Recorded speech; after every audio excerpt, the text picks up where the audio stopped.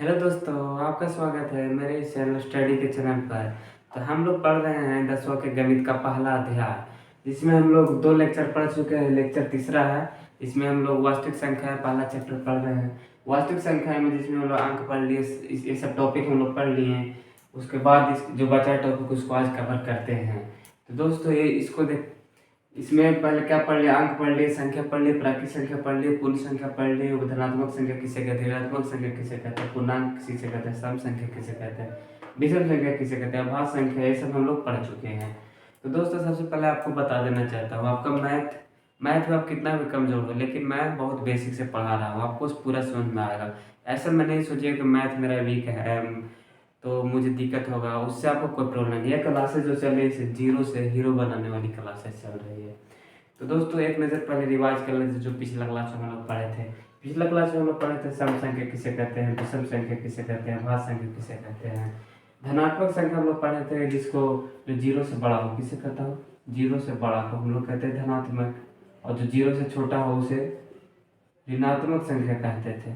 पूर्णांक जो धनात्मक और जीरो और निगेटिव सब उसको पूर्णांक कहते हैं। सम संख्या जो 2 से भाग लगे उसे सम संख्या। विषम संख्या जो 2 से भाग न लगे, अभाज्य संख्या जो 1 और अपने से भाग लगे। तो ये सब दोस्तों हम लोग पिछले क्लास में पढ़ लिए थे। अब हम लोग आगे स्टार्ट करते हैं। ये सब हम लोग पढ़ लिए थे पिछले क्लास में, अब हम लोग आगे पढ़ते हैं। आज हम लोग पढ़ेंगे भिन्न किसे कहते हैं, परिमेय संख्या किसे कहते हैं, परिमेय और वास्तविक संख्या किसे कहते हैं। तो आइए शुरू करते हैं। नमस्ते दोस्तों, मेरा नाम है राजेंद्र कुमार। तो आइए शुरू करते हैं। भिन्न किसे कहते हैं, P/Q के रूप में लिखी हुई संख्या को भिन्न कहते हैं। यानी दोस्तों P/Q के रूप में कोई भी संख्या लिखा रहेगा उसे भिन्न कहेंगे। P/Q का मतलब होगा यानी बटा में लिखा रहेगा। जैसे हम उदाहरण देख लेते हैं 2/5। 2/5 क्या है, P/Q के रूप में, यानी कि कुछ ऊपर संख्या कुछ नीचे, यानी बटा में संख्या, उसको क्या कहेंगे, भिन्न कहेंगे।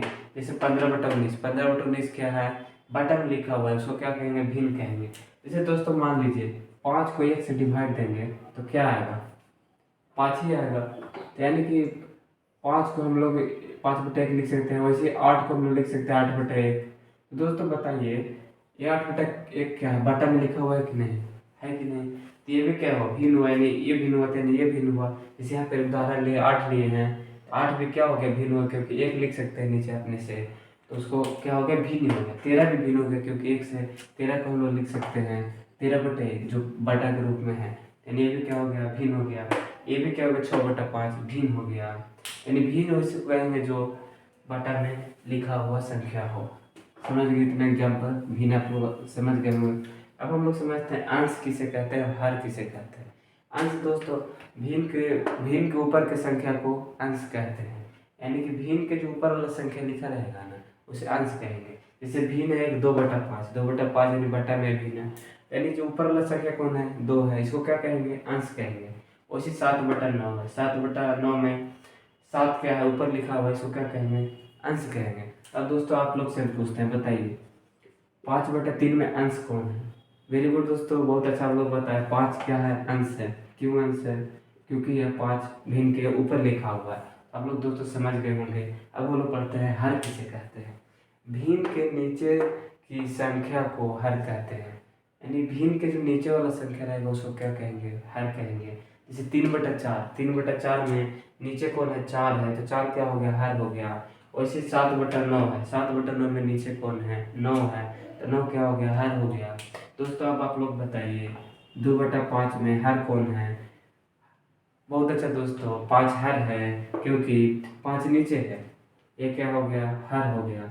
अब बताइए 2/3 में हर कौन है, हर हो गया 3। क्यों दोस्तों, क्योंकि 3 नीचे लिखा हुआ है। वेरी गुड, बहुत अच्छा आप लोग बता रहे हैं। ये क्या हो गया, हर हो गया। तो हम लोग अंश हर समझ लिए। अंश किसे कहेंगे, जो ऊपर लिखा रहेगा उसको अंश कहेंगे, नीचे लिखा रहेगा उसको हर। जैसे मान लीजिए 2/5 है, इसमें 2 क्या हो गया, अंश हो गया, और 5 क्या हो गया, हर हो गया। यानी भी दो पूरा को क्या बोलेंगे, भिन्न है। ये क्या है, भिन्न है। ये क्या है, भिन्न है। ये क्या है, भिन्न। और भिन्न के ऊपर वाला संख्या को अंश कहेंगे, नीचे वाला संख्या को हर कहेंगे। दोस्तों यहाँ तक आप लोग समझ गए होंगे। तो जैसे मैं इधर एक एग्जाम्पल लिया हूँ, ये 8/15 क्या है, भिन्न है। भिन्न में 8 क्या है, ऊपर लिखा हुआ है, तो इसलिए अंश हो गया, और नीचे 15 है, यानी कि ये हर हो गया। तो अंश हर आप लोग समझ गए होंगे, भिन्न किसे कहते हैं भी समझ गए होंगे। तो दोस्तों मैं आपको कुछ होमवर्क देता हूँ, आप उसमें बताइएगा कि अंश कौन है, हर कौन है। जैसे 5/7 है, 6/11 है एक भिन्न है, 9/16 एक भिन्न है, 17/19। तो इसको आपको बनाकर लाना है। जैसे दोस्तों 5/7 में 5/7 कैसे लिखेंगे, 5/7 क्या है, भिन्न है। भिन्न कितना है, 5/7। इसको ऐसे कर देंगे, 5 क्या है, अंश है, 7 क्या है, हर है। तो इसी प्रकार दोस्तों आपको ये बनाना है। और ठीक है दोस्तों, तो भिन्न यहाँ तक आप लोग उतार लीजिए। इसका आगे हम लोग पढ़ते हैं परिमेय संख्या किसे कहते हैं, परिमेय संख्या किसे कहते हैं, वास्तविक संख्या किसे कहते हैं। इसको उतार लीजिए तब तक, उसके बाद आगे हम लोग बताते हैं। तो दोस्तों अब हम लोग अभी पढ़ते हैं परिमेय संख्या किसे कहते हैं। हम लोग ये पढ़ लिए भिन्न किसे कहते हैं, जो p/q यानी कि उसको पढ़ लिए भिन्न। अब हम लोग पढ़ते हैं परिमेय संख्या।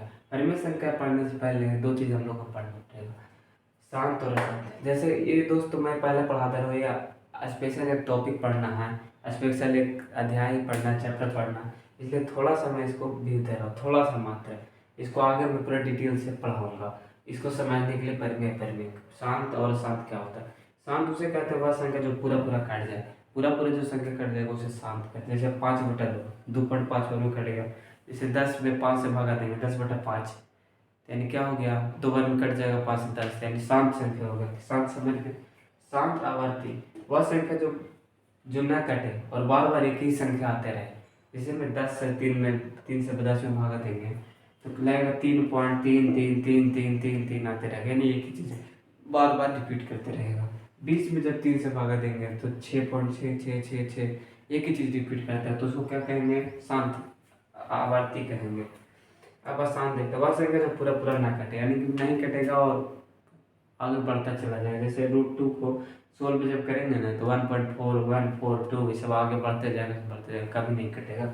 उसी अशांत अनावर्ती वह संख्या जो ना कटा बार बार ना, जैसे नहीं कटवा नहीं करेगा, एक ही संख्या बार बार नहीं है। जैसे पाई का मान जब निकालेंगे तो 1.3 1.4 1 यानी कि अलग अलग संख्या आएगा, एक ही चीज़ कभी नहीं आएगा। उसे अशांत अनावर्ती कहते हैं। आवर्ती मतलब एक ही चीज़ बार बार है पॉइंट के बाद, और अनावर्ती मतलब पॉइंट के बाद एक ही चीज़ ना है।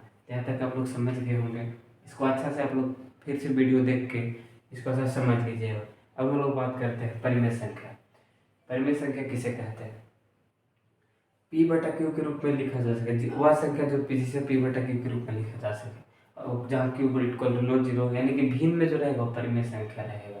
जैसे 5/2 -1/5 11/3 को क्या लिखेंगे, तो ये सब क्या है, परिमेय संख्या। इसमें लिखा परिमेय संख्या शांत आवर्ती होता है, शांत और शांत आवर्ती होता है। समझ गए इतना। तो दोस्तों ये जो है ना, शांत नहीं अशांत आवर्ती होता है, समझ गए। ये शांत नहीं है, शांत आवर्ती, जरा से इसको सुधार लीजिए। यह शांत आवर्ती कहते हैं, यानी शांत है और एक ही चीज़ रिपीट कर रहेगा। शांत अनावर्ती यानी कि एक ही चीज़ रिपीट नहीं करते रहेगा। तो क्या होता है, अशांत आवर्ती होता है। 11 को जब 3 से भागा देंगे 3.666, तो ये भी क्या होगा, परिमेय संख्या होगा। क्यों, क्योंकि भिन्न में लिखा जा सकता है। 123 में जब बटा 125 यही परिमेय संख्या है, क्योंकि भिन्न में लिखा जा सकता है। अब देखते हैं परिमेय संख्या किसे कहते हैं। वह संख्या जिसे p/q के रूप में नहीं लिखा जा सके, यानी बटा में इसको नहीं लिख सकते हैं। यह शांत या अशांत अनावर्ती होता है, यानी कि अशांत होता है और शांत अनावर्ती होता है। जैसे मैं यानी जितना भी मतलब रूट वाली संख्या है ना, वो लगभग अपरिमेय है, जिसका मान नहीं निकाला जा सके। जैसे √2 का मान नहीं निकाला जा सकता, √3 का मान नहीं निकाला जा सकता है, मतलब फ्रैक्शन में आ जाएगा, ऐसे नहीं निकाला जा सकता। जैसे √4 का वैल्यू निकाल सकते हैं डायरेक्ट 2, तो हो गया परिमेय संख्या। जैसे √9 का वैल्यू निकाल सकते 3, तो हो गया परिमेय संख्या। तो जो इसका वैल्यू नहीं, जैसे √5 का नहीं निकाल सकते, तो हो गया अपरिमेय संख्या। यानी रूट वाली संख्या परिमेय बटन में लिख सकते हैं। तो यह शांत अनावर्ती, यानी एक चीज़ नहीं आएगा। जैसे √2 को निकालेंगे तो नहीं आएगा, √3 को निकालेंगे तो नहीं आएगा। यहाँ तक हम लोग समझ गए दोस्तों, परिमेय किसे कहते हैं, परिमेय। अब बताइए आप लोग, 5 परिमेय है क्या, परिमेय 5 परिमेय है, क्योंकि ये भिन्न है, ये रूट में नहीं है, इसलिए क्या हो गया, ये परिमेय संख्या है। अब बताइए, √4 परिमेय है या परिमेय, ये परिमेय है दोस्तों। √4 को जब लिखेंगे तो 2 आएगा। 2 क्या है, रूट में नहीं यानी कि भिन्न हो गया। अब बताइए परिमेय हो गया।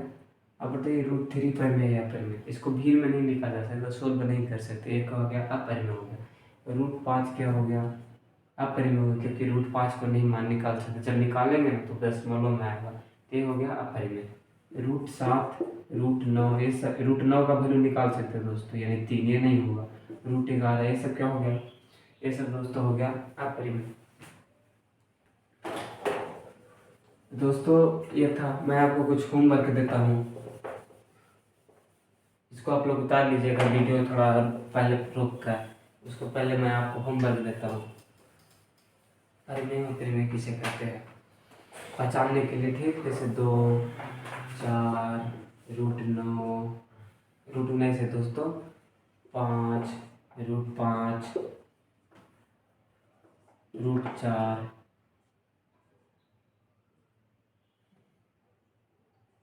√16 √7। तो दोस्तों ये कुछ है, इसे आपको पहचान के यहाँ पर लिखना पड़ेगा। परिमेय है कि अपरिमेय, अपरिमेय, ठीक दोस्तों।